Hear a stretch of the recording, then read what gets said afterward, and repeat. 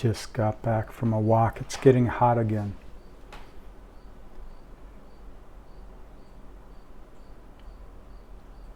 I do my best thinking when I'm under the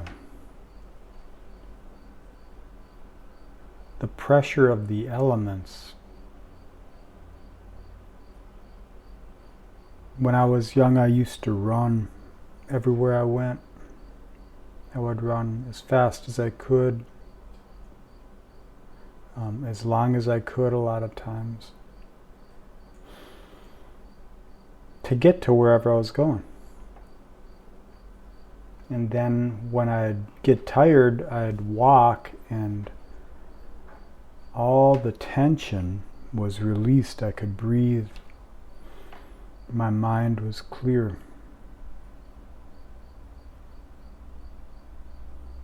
Then in life you find other outlets for that, and then in life you forget about that. Then it sneaks up on you and you realize what you had forgotten. So when the elements, when it's hot, when it's when you're tired and hungry, thirsty, and you're doing what you got to do, then it releases the tension. For me, it's a sixth house thing, ritualizing the tension into form. In any case, so on the walk, things come to me, ideas, observations. First, this one is more apocalyptic. So lithium batteries, electric devices, cars, etc. What happens when another Carrington event hits and we get some kind of solar flare which ignites those things? Not only can we not put them out, but we can't even breathe the air. So I don't understand why we push things that have such extreme circumstances in the most dire situations. Nuclear reactors is another example. Alright, but I digress. So, Faraday cage. Get a Faraday box for all your electronic crap. I don't have one either. Alright, and the other is cultural. In relation to growing up in America, Western culture, the pinnacle of humanity, forever, not just in the past, but the future. This is it. I'm joking. People, were conditioned in relation. So I've noticed, women in particular, they seek, there is an admiration thing, which I feel is out of step with time. I feel a lot, most women carry the masculine energy, and most men carry the feminine. And the repression is in denying it to overexpress the other. So I feel a lot of women, they seek the power that they perceive in the man. And that, to me, is an imbalance. It's not supposed to be like that for mutual relation with another person. You should not seek them because they have something you do not, because they carry a character trait that you do not, or you repress it within yourself. That's how I feel. And it's natural, everyone does it. Even if you're aware of it, you're not aware of it. But I feel that's lowest common denominator value assessment based off of past energetics, circumstances which have been carried through our ancestral lines, because we are in a place where there are many cataclysmic events. And when things get wiped out, you know, base primal expression becomes truth. And so I feel we fetishize and ritualize that into our cultures. And it becomes a hidden, silent God which sways and nurtures our nature into a cultivation of the polis of epigenetical relations, you know, your culture, your histories. My culture, my histories.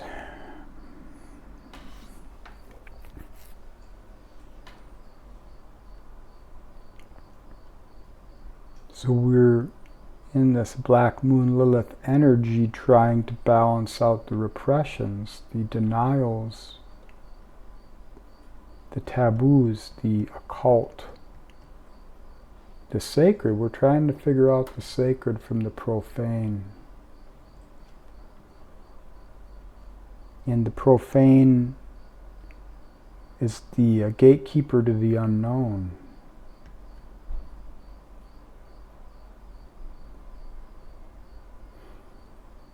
And time, events give you the opportunity to realize that in life.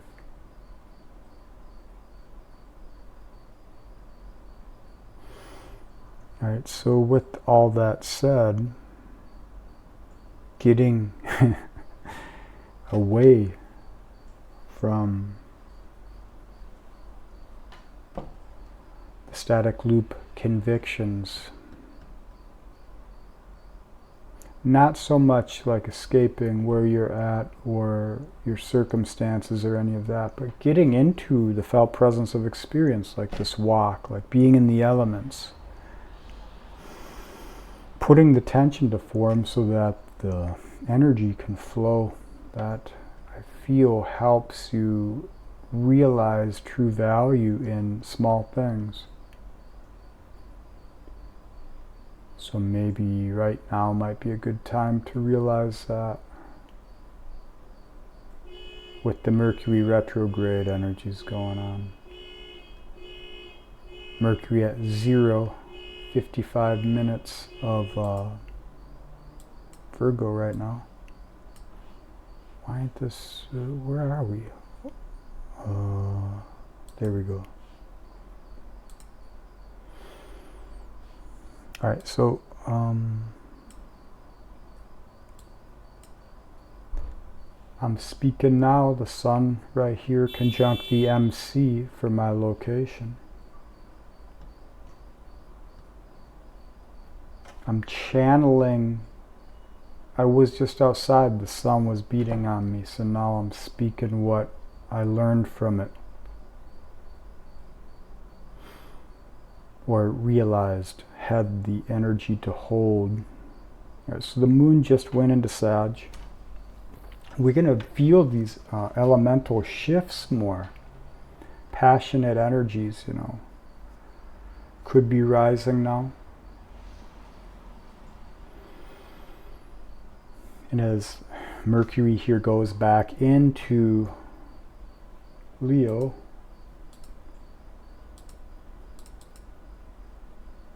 what? Oh, weeks? No, we don't want that. Days.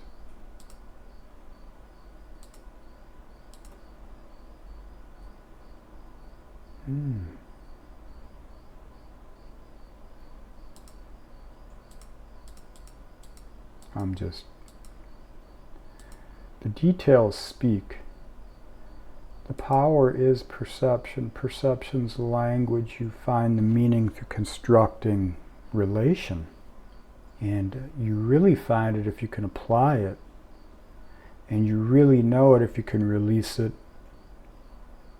Because you don't care about the knowing, it's the showing, it's the life, it's the lived experience. So here, just before Mercury, or just before the moon hits Capricorn, Mercury is at 29 Leo, trining the moon and Chiron, and the moon will be on the galactic center at that time. 2 days time, a little less than 2 days. Alright, so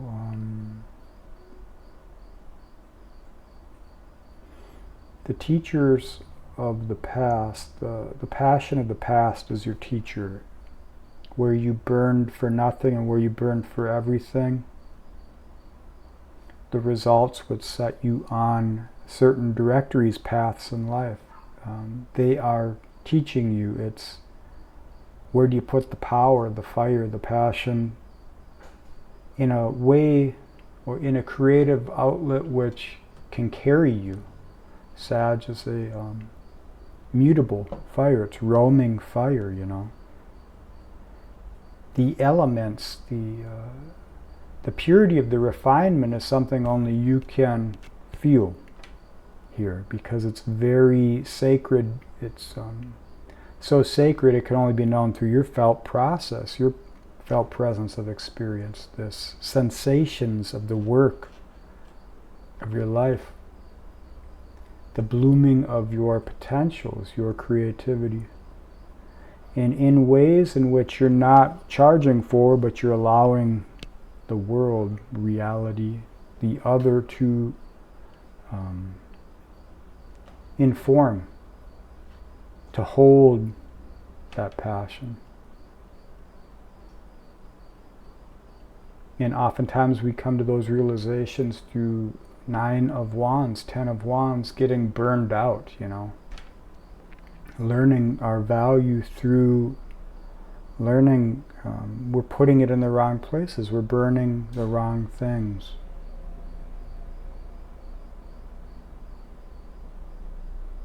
So the fire energy can make a lot of mistakes, but it has the tenacity to realize the mistakes are just ways to get the tension out, because your energy is seeking expression. If you knew all the right ways, then you would probably, you'd either be you wouldn't be watching this because you'd be on your way doing something else, or you wouldn't understand the value of the wisdom you've been cultivating in life, and how the wisdom is actually your application, your creative expression. Helps you to find where the emotions can settle into a flow that is course corrected through your realization, not just the boundaries or the borders of the circumstances of the world or situations.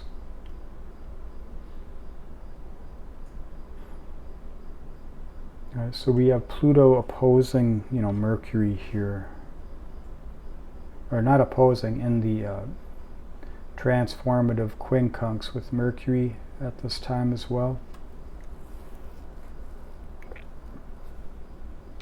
So the disparity of yourself, the denials of yourself, that's the unity that you grow into. You grow into yourself. You realize the masks and all the garments you wear are too heavy. They don't fit. They don't match.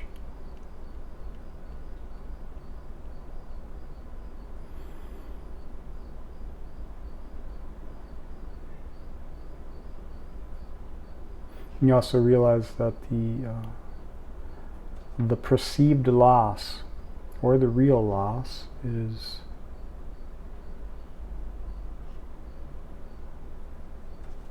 leading you, directing you, encouraging you to cultivate your own way, your own redemption, your own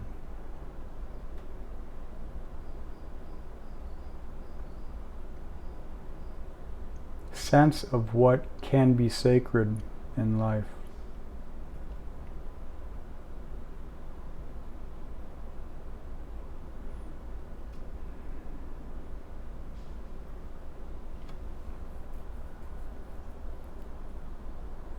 Mercury is square in Uranus here, the woundings of the realizations. Pluto is in a strange trine with Uranus here, so applying new thought, allowing what could be to live within your awareness and playing with that idea. Seeing where it can lead you, that's how you can apply all experiences from the past into something which benefits you. Or so it could be. Now with a new phase conjunction here with Mars and Jupiter, it's a good time to invest in these kind of awarenesses. So these tensions of the world, if it was going easy, no one would be doing any work on themselves. No one would be understanding themselves. We'd be in the trance. So utilizing this time for yourself is a powerful thing, and it benefits everyone else.